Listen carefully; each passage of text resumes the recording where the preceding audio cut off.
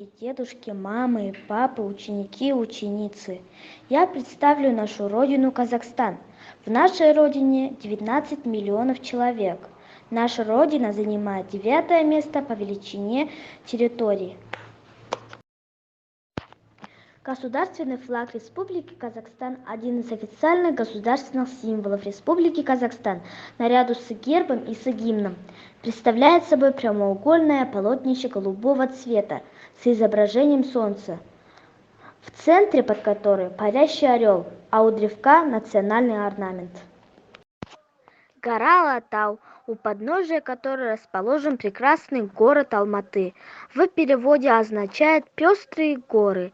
Это воистине волшебная гора. Все гости Алматы, всегда поднимаясь в горы, стараются взять на память кусочек Алатау. Пестрые камни, ведь они обладают целебными свойствами. Стоит человеку взять в руки этот пестрый камешек и подумать о хорошем, сразу почувствуешь тепло, бодрость и прилив сил. Площадь озера Балкаш составляет примерно 16 тысяч квадратных километров, что делает его самым крупным из озер, целиком расположенных на территории Казахстана. Балкаш лежит на высоте примерно 340 метров над уровнем моря и имеет форму полумесяца. Я горжусь своей родиной, Казахстан.